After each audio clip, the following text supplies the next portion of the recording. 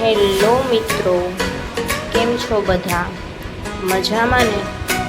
મિત્રો, સૌથી પહેલાં તો જ્યોત્સનાબેનની મહાદેવની કૃપા ચેનલમાં આપ સૌનું હાર્દિક સ્વાગત છે। જો તમે આ ચેનલમાં નવા છો તો આપણી યુટ્યુબ ચેનલને સબસ્ક્રાઈબ કરો અને બાજુમાં આપેલા બેલ આઇકનને ચોક્કસથી દબાવી દો, જેથી કરીને અમારા સત્સંગ, ભજન, કીર્તન, ધૂનના વિડીયો, અવનવા સ્થળોની મુલાકાતના વિડીયો તેમજ સરકારી અને પ્રાઇવેટ નોકરીને લગતા તમામ વિડીયો અને હા, શેર શાયરીની રમઝટ તો ખરી જ, આ બધું જ તમને ફ્રી ઓફમાં ઓન ધ સ્પોટ મળી રહે। મિત્રો, શું તમે ગેસ કરી શકો છો કે આપણે કઈ જગ્યાએ જઈ રહ્યા છીએ? તો મિત્રો, આપણે લોકો માત્ર 15 મિનિટમાં મુલાકાત લેવાની છે એક સુંદર પ્રાકૃતિક સ્થળ એવું ઉના પાસે આવેલું ગરમ પાણીના ઝરાવાળું ભગવાન શ્રી કૃષ્ણ અને રૂક્ષ્મણી માતાની સુંદર પ્રેમ કહાની અને રીસામણા મનામણાની વાતો દર્શાવતું એવું ઐતિહાસિક સ્થળ તુલસી શ્યામ મંદિર તેમજ ફોરેસ્ટ ખાતાની સુંદર મુલાકાત તમને આ વિડીયોમાં જોવા મળશે। તો મિત્રો, વિડીયો સ્કીપ ન કરતા અને છેલ્લે સુધી બન્યા રહેજો। મિત્રો, આપણે જઈ રહ્યા છીએ તુલસી શ્યામના ફોરેસ્ટ ખાતાની રાહ પર અને સુંદર હરિયાળું વાતાવરણ અને સુંદર મજાના રોડમાં ટુ વ્હીલરમાં મુસાફરીની મજા જ કંઈ અલગ છે। તો મિત્રો, છેક સુધી વિડીયોમાં બન્યા રહેજો અને ફરી એકવાર યાદ અપાવી દઉં, સબસ્ક્રાઈબ ન કર્યું હોય તો ચોક્કસ સબસ્ક્રાઈબ કરી દો। તો મિત્રો, પહોંચી ચૂક્યા છીએ આપણે વેલકમ ટુ ગીર। તો મિત્રો, અહીંયા જો 4 વ્હીલ હોય તો તમારે ત્યાં પરમિશન લેવી પડતી હોય છે, 2 વ્હીલમાં પરમિશન લેવાની જરૂર નથી। અને ત્યારબાદ મિત્રો, સાંજે 5, 5:30 પછી અહીંયા એન્ટ્રી નથી હોતી, કારણ કે આ સંપૂર્ણ જંગલ વિસ્તાર હોવાથી અહીંયા તમને સિંહ, દીપડા, હરણથી લઈને અવનવા પશુ પંખીઓ વિહાર કરતા જોવા મળતા હોય છે। આથી આ સંપૂર્ણ વિસ્તાર ફોરેસ્ટ ખાતાના અંડરમાં છે અને તમામ લોકોને માત્ર મંદિરના દર્શનાર્થ માટે એન્ટ્રી આપવામાં આવે છે, પરંતુ અહીંયા આવતા પશુ પંખીઓને હેરાન પરેશાન કરવા કે તેમને કશું ખાવા પીવાનું નાખવું તેના માટે મનાઈ છે। અને જો જરૂરિયાત ન હોય તો તમારે વાહનનો હોર્ન પણ વગાડવો નહીં, કારણ કે આ સુંદર પ્રાકૃતિક સ્થળ પશુ પંખીઓની વિહાર ભૂમિ છે અને એમને ક્યાંય ડિસ્ટર્બન્સ ન થાય તે જોવાની આપણા સૌની નૈતિક ફરજ છે।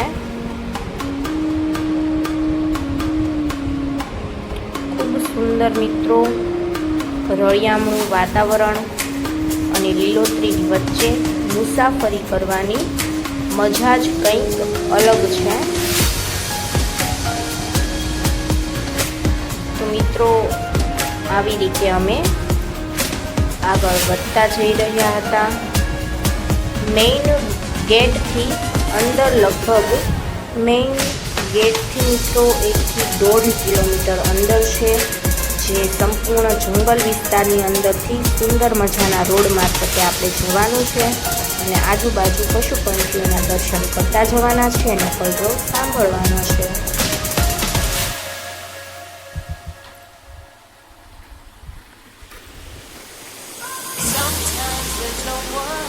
તો મિત્રો, આ નજારો છે તુલસી શ્યામ જતા અંદરના રૂટનો, તમે જોઈ શકો છો।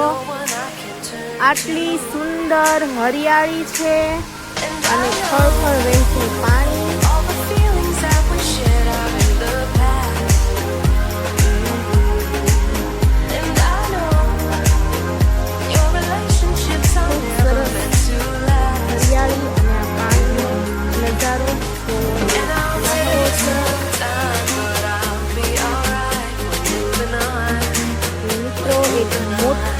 પંખી પણ જોવા મળ્યું હતું, પરંતુ હું એને કેમેરામાં કેચઅપ નથી કરી શકી. જુઓ,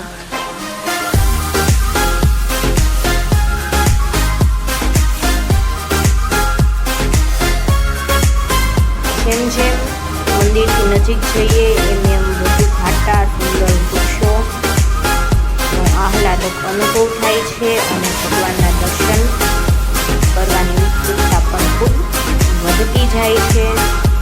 તો આપણે મિત્રો મંદિરથી ખૂબ નજીક પહોંચી ગયા છીએ અને હા, વળતા આપણને ખૂબ સુંદર હરણિયાના ટોળાના, મોરના એના દર્શન થયેલા છે. તો તમે વિડીયોમાં છેક સુધી બન્યા રહેજો, કારણ કે આપણને વળતા દર્શન થયેલા છે એટલે આ બધું તમને પાછળથી જોવા મળવાનું છે. મિત્રો, કેટલી બધી ગીરની ગાયો જે ઘોડાથી પણ તેજ દોડી રહી હતી અને જોવું પણ એક લાહવો હતો. તો અમને થયું કે ચાલો અમારા દર્શક મિત્રોને પણ જે મંદિરના ટ્રસ્ટની ગૌશાળા છે તેના દર્શન કરાવી દઈએ. અને અહીંયા જુઓ મિત્રો, ઘટાદાર વૃક્ષો, સુંદર વાતાવરણ હતું ને એમાં આ ગાયોના દોડવાનો અવાજ જાણે ખરેખર ગોકુળ વૃંદાવનમાં ભગવાન શ્રી કૃષ્ણના સાનિધ્યમાં પહોંચી ગયા હોઈએ એવો આહલાદક અનુભવ થતો હતો. તમારી પાસે પણ મિત્રો એકાદ દિવસનો ટાઈમ હોય તો ચોક્કસ ત્યાં સુંદર સ્થળે ફરવા જવાનું. ત્યાંથી મિત્રો આપણે આગળ વધી રહ્યા છીએ અને ઓલમોસ્ટ મંદિર પાસે પહોંચવા જ આવ્યા છીએ. વચ્ચે સુંદર સુંદર નદીમાં ઝરણા વહેતા હોય છે, જે આપ જોઈ શકો છો. મંદિરનો પાર્કિંગ એરિયા આવી ચૂક્યો છે. ઘણું બધું પબ્લિક અહીંયા આવી ગયેલું છે અને ત્યાં જ આપણે અંદર મંદિરમાં પાર્કિંગ કરીને આપણી આગળની યાત્રા બતાવવાના છીએ. તો વિડીયોમાં છેક સુધી બન્યા રહો. મિત્રો, આપણે મંદિરના પ્રાંગણમાં પ્રવેશ લઈ લીધો છે. અહીંયા પણ પાર્કિંગ સુવિધા અવેલેબલ છે અને અહીંયા ઘણું બધું પબ્લિક બેઠું છે. મિત્રો, અહીંયા વિશ્રાંતિ ગૃહ છે જ્યાં તમે શુલ્ક ચૂકવીને રાત્રિ રોકાણ પણ કરી શકો છો. આ મુખ્ય મંદિર છે જે આ વનરાજીની વચ્ચે ભગવાન શ્રી કૃષ્ણ બિરાજમાન છે. આ મિત્રો છે તત્પોદક કુંડ એટલે કે ગરમ પાણીના ઝરા.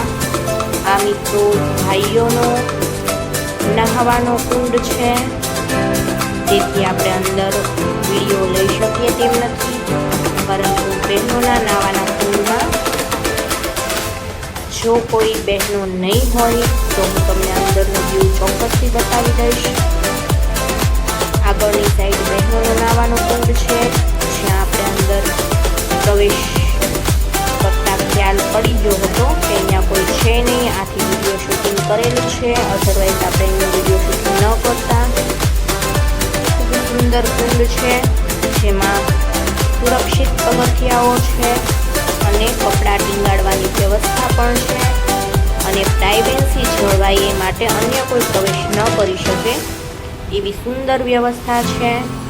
અને મિત્રો, ત્યાં નીચે પગથિયા ઉતરીને જે આ પાણી જુઓ છો તે કુદરતી રીતે ગરમ થયેલું હોય છે અને તેમાં લોકો સ્નાન વિધિ કરીને પોતાના સ્કિન ડિસીઝમાં રાહત મેળવતા હોય છે.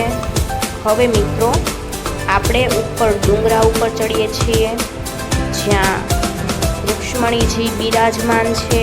આગળ જે મંદિર હતું ત્યાં મિત્રો સુરક્ષાના હેતુ ખાતર આપણે મંદિરમાં ભગવાનના દર્શનનો વિડીયો લીધો નથી, પરંતુ આપ સૌના વતી અમોએ દર્શન કરી લીધા છે. આપ સૌ માટે પ્રાર્થના પણ કરી છે અને હવે અમે લોકો અહીંયા ડુંગર પર ચડીને ત્યાંથી વ્યૂ કેવો આવે છે તે આપ લોકોને દેખાડી દઈએ છીએ.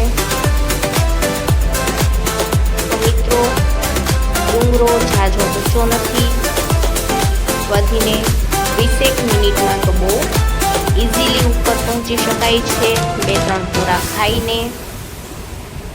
એટલે ઝાઝો ઊંચો ડુંગર છે નહીં, અને એમાં પણ હરિયાળીની વચ્ચે જ આ દાદરા છે, એટલે તમે ઝાઝો થાકનો અનુભવ પણ નથી કરવાના. પરંતુ આ ડુંગર ચડવાની એક મજા જ અલગ હોય છે. તો તમે લોકો પણ તુલસીશ્યામ પધારો અને આ મજાનો આનંદ માણો.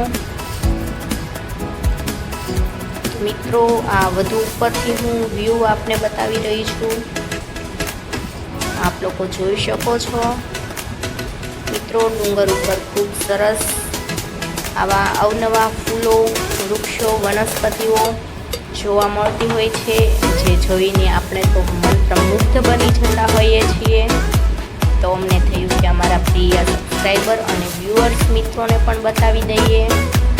અને પછી ત્યાંથી આગળ આપણે ફરી થોડા દાદરા ચડીને મુખ્ય મંદિર સુધી પહોંચી રહ્યા છીએ. આ છે મિત્રો એ મંદિર જ્યાં રુક્ષ્મણીજી રિસાઈને લોટનો પિંડો લઈને આ ડુંગર પર ચડી ગયા હતા, અને પછી ભગવાન શ્રી કૃષ્ણ એને મનાવવા માટે અહીંયા આવે છે. તો મિત્રો, આપ જોઈ શકો છો રુક્ષ્મણીજીનો લોટના પિંડા સાથેનો સુંદર પ્રતિમા, અને આ આગળ પાછળનું વ્યૂ. તો મિત્રો, સ્ત્રીઓને એમના પતિથી રીસાવાનો અધિકાર હોય છે. જો તમે સ્ત્રી છો તો ચોક્કસથી તમારા પતિને આ સંભળાવો કે આ તો મારો અધિકાર છે, હું રીસાઈશ પણ ખરી અને તમે મને મનાવજો પણ ખરા. આ તો થઈ હસવાની વાત, પણ મિત્રો હજી સુધી સબસ્ક્રાઈબ ન કર્યું હોય તો પ્લીઝ સબસ્ક્રાઈબ કરી લો. સંપૂર્ણ ઉપરનો વિડીયો અને બેસો એટલે તમને ખૂબ સરસ પવન અને વનરાજી જોવાનો અદ્ભુત અનુભવ અહીંથી મળી જવાનો છે. તો ચોક્કસથી મિત્રો તમારી રજાઓમાં અહીંયા તુલસીશ્યામ ખાતે આવવાનો પ્રયત્ન કરજો, અને વર્ચ્યુઅલી ઓનલાઈન આપ લોકો અમારી સાથે જોડાઈને અહીંથી ચોક્કસથી દર્શન કરી લો.